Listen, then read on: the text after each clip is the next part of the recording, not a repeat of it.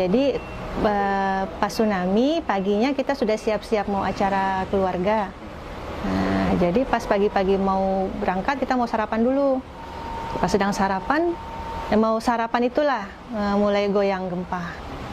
Habis gempa yang dari Ulele pulang ke sini. Jadi bilang di laut sudah pecah-pecah katanya. Lautnya kering, pasirnya ke pantai pecah-pecah katanya. Terpikir ini apa yang terjadi habis gempa. Jadi semua pulang ke sini, kemudian ada sepupu yang lain, ada paman, keponakan, rame lah, karena memang acara keluarga kan. Ya, waktu keadaan pertama kan gempa dulu ya. Gempa itu pertamanya nggak keras, goyang sedikit. Itu saya sedang turun tangga, mau dari kamar mau turun mau sarapan. Kemudian di tengah tangga itu rasa goyang.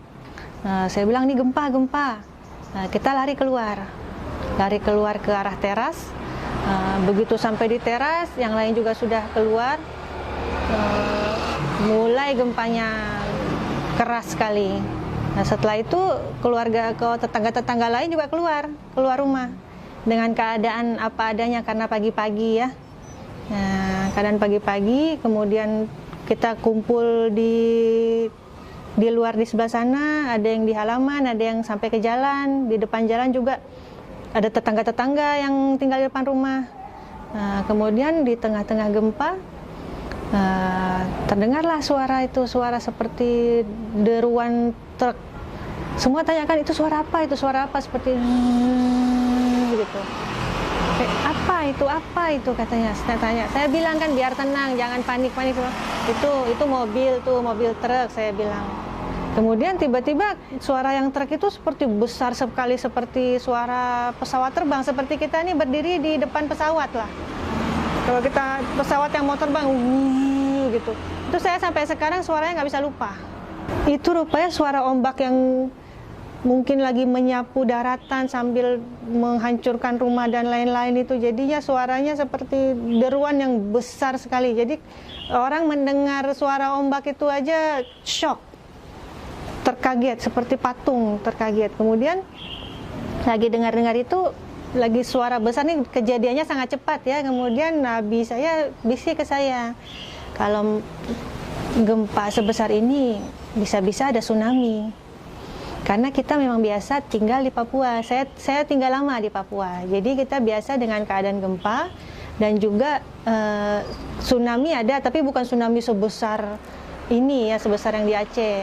Tsunami kecil ataupun air pasang lah, nama air pasang. Jadi karena Abi bisik gitu, saya bilang ke ibu-ibu yang sudah kecapean, karena kecapean merasa gempa itu sampai tertidur-tidur di halaman waktu itu. Jadi saya bilang, Umi bangun dulu, berdiri, kata apa capek nih katanya kan, bangun dulu biar siap-siap, saya bilang. Tapi tidak saya bilang siap-siap apa, karena kita juga tidak tahu apa kan, cuma siap-siap saja. So kita siap-siap, bangun.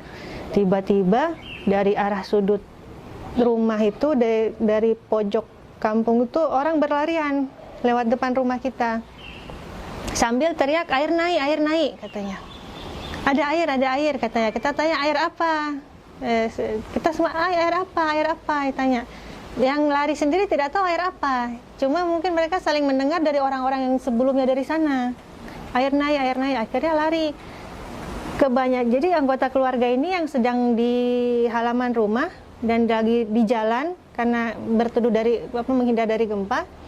Sebagian ikut lari dengan orang-orang kampung. Begitu sedang lagi berlari-larian itu, kemudian abi saya teriak, naik ke atas katanya. Nah, karena kita begini, kita pada saat itu tentu tidak banyak pengetahuan tentang tsunami. Kalau kami memang karena tinggal lama di Papua, pernah tahu tsunami apa itu, tapi tidak pernah mengalami tsunami yang besar. Jadi pada saat itu keputusan tuh mungkin Allah yang menggerakkan. Karena kalau kita mau naik ke atas itu sedang gempa. Kalau naik ke atas takut roboh. Kalau mau lari kemana juga tidak tahu. Dan lari dari apa?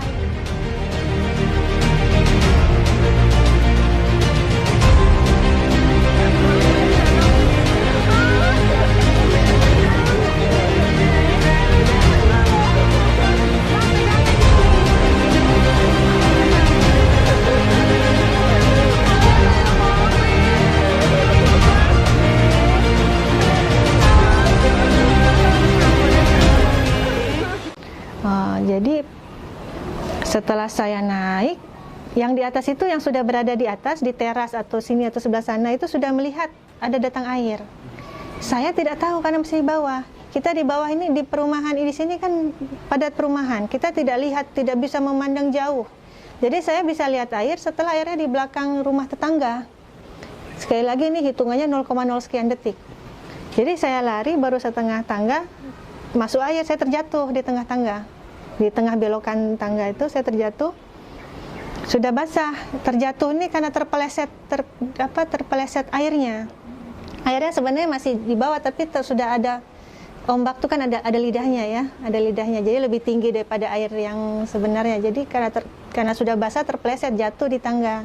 Pas terjatuh sekalian handycam masih di tangan. Nah, jadi sekalian basah sama handycam semua. Nah, kemudian saya langsung lompat berusaha ke atas. Sampai di atas saya hidupkan lagi kameranya.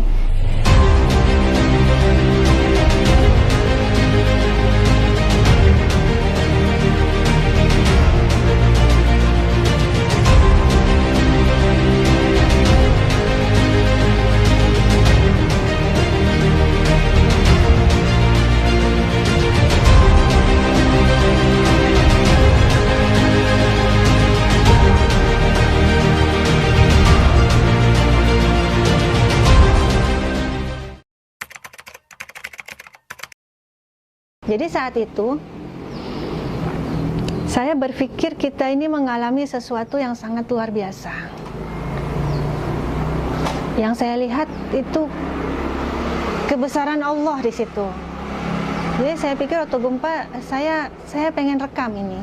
Karena mungkin saya yang berada di Aceh, di Banda Aceh ini mungkin bisa merasakan, bisa mengetahui, bisa melihat. Tetapi orang di luar pasti tidak bisa tahu. Jadi saya ingin rekam supaya bisa saya perlihatkan kepada orang lain. Nah, jadi saya rekam saat gempa, kemudian akhirnya datang air, kemudian akhirnya bisa naik ke lantai atas. Saya rekam terus, kemudian tiba-tiba dari tangga saya ke arah sini, rupanya langsung semua ini yang tadinya kondisi tenang, damai di bawah, tiba-tiba sudah jadi laut. Nah, jadi saya tetap merekam, kemudian saya berpikir, mungkin ini saat terakhir saya pikir mungkin sudah mau mati lah, sudah mau meninggal. Jadi saya bilang sama Allah, kalau memang ini saat terakhir saya mati nggak apa, saya ikhlas, saya titip Abi sama Umi, titip keluarga semua. Cuma satu saya minta, ya Allah, tolong izinkan saya merekam ini. Jadi saya berniat, saya bertekad saya akan rekam ini semua sampai mungkin nanti rumah ini akan roboh, karena sambil saya rekam pun rumahnya memang bergoyang-goyang sambil gempa, sambil air, sambil suara besar, sambil segala macam penuh kekacauan itu.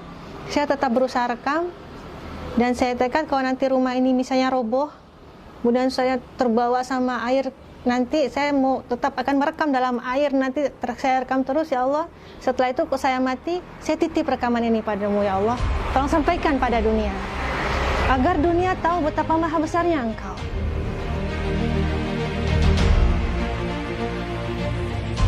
Jadi kalau ditanya kenapa memutuskan nggak lari saja, kenapa naik ke atas, itu bukan kita yang putuskan, Allah yang putuskan apa yang harus kita putuskan dalam keadaan seperti itu.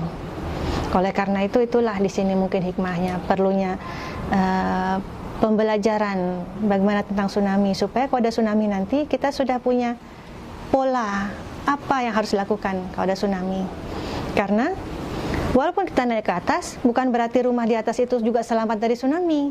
Oleh karena itu ada dibangun bangunan-bangunan evakuasi yang lain-lain. Jadi ada tahap-tahap atau strateginya apa yang harus dilakukan apabila terjadi gempa dan tsunami. Itu juga perlu dipelajari dan diajarkan oleh kita semua.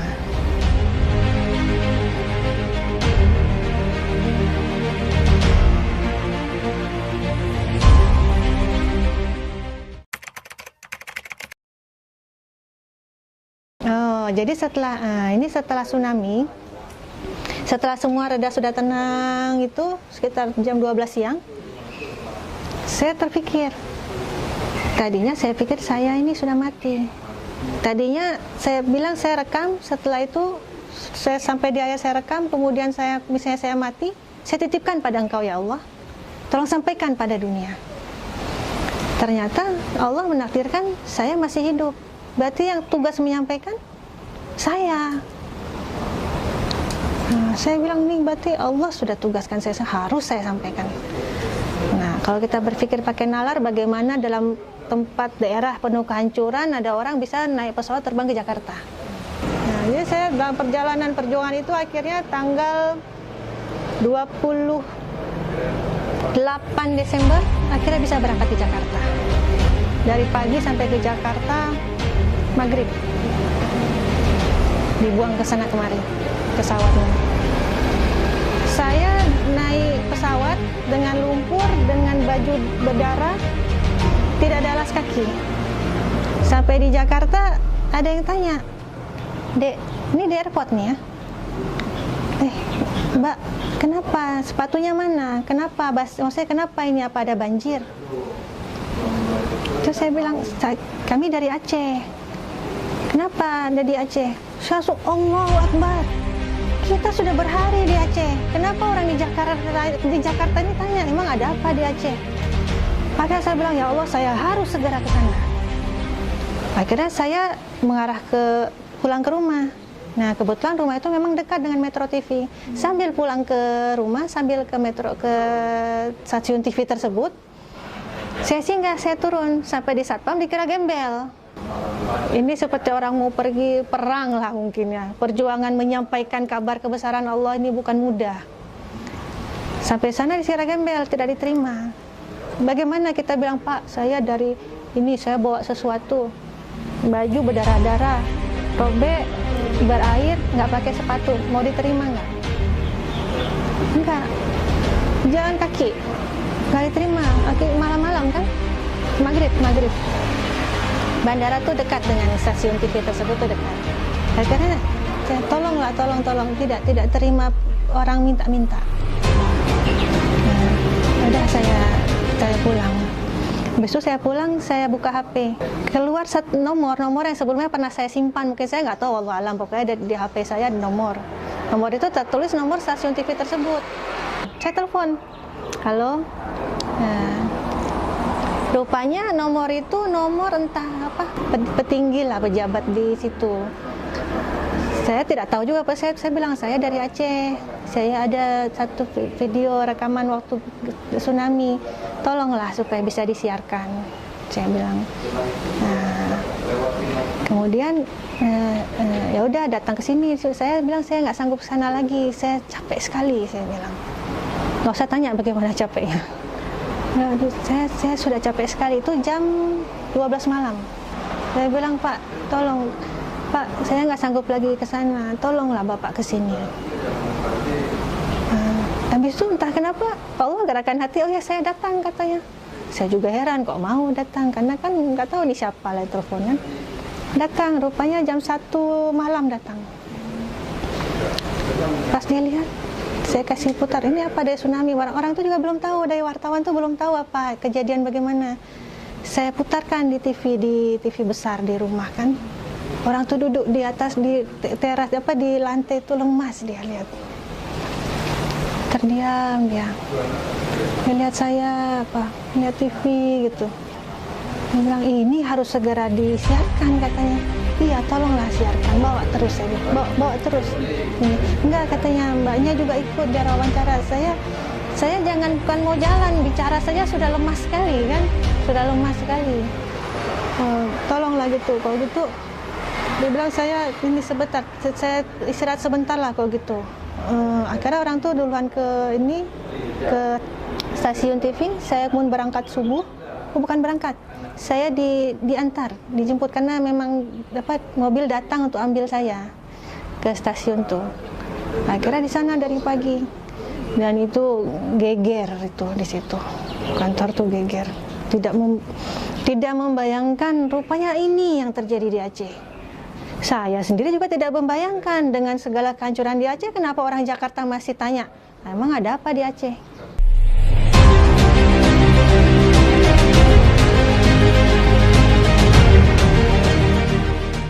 itulah yang membuat saya keras semangat, saya harus segera siarkan. Ya, ini global sih. Apapun intinya kita hidup, kan kita mau sampai pada tujuan. Karena apapun yang kita lakukan, apapun yang kita niatkan, intinya tujuannya kan apa? Oleh karena itu, Aceh harus tahu dulu.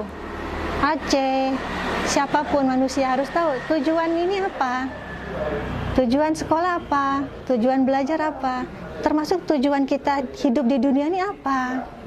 Dengan kita tahu tujuan, kita tahu apa yang harus kita lakukan supaya bisa dengan baik menuju tujuan itu.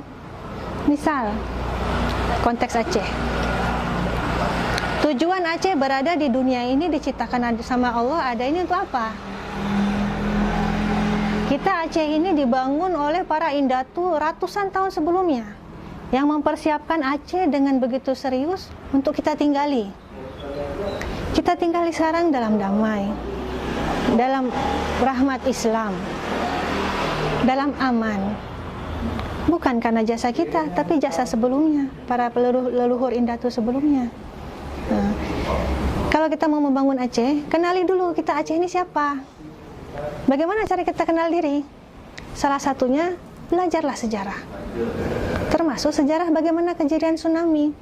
Apa yang kita lakukan sekarang, kita menuturkan pengalaman waktu tsunami begini begitu. Itu supaya apa? Supaya anak cucu tahu sejarah bagaimana.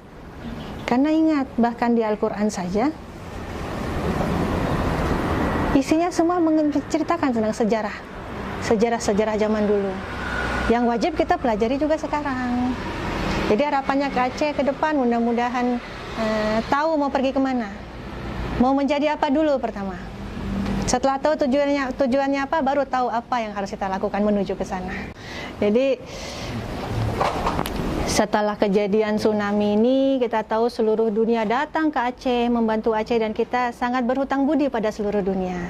Nah, kita berterima kasih pada segala bantuan yang datang dari seluruh saudara-saudara kita seluruh Indonesia maupun seluruh dunia. Dan alhamdulillah kita sekarang di Aceh ada satu lembaga yang namanya Balai Arsip Stati Tsunami dari ANRI. Nah, di balai inilah segala macam dokumentasi dikumpulkan, baik dokumentasi pada saat tsunami maupun rekonstruksi dan pembangunan setelahnya. Oleh karena itu, saya dengan kerendahan hati mengajak kepada kita semua, kepada saudara-saudara semua, mari kita pelajari apa yang terjadi pada saat tsunami, kemudian setelahnya, bahkan sampai hari ini, dan mungkin ke depan nanti. Kita pelajari apa yang sudah tersimpan, apa yang akan dilakukan, dan apapun yang terjadi setelah tsunami semua tersimpan di Balai Arsip Stati Tsunami. Oleh karena itu kita ajak, mari kita sama-sama kalau ada keluangan waktu, kunjungi Balai Arsip Stati Tsunami untuk mempelajari sekalian mitigasi atau antisipasi kita apabila nanti di waktu depan yang kita tidak mengharapkan akan terjadi seperti ini, tetapi kita belajar dan mempersiapkan diri apabila di masa depan akan terjadi lagi gempa atau tsunami, kita sudah siap dan tahu apa yang harus kita lakukan untuk menyelamatkan segala hal, baik menyelamatkan diri, menyelamatkan negeri kita, dan menyelamatkan budaya sejarah kita, insyaallah.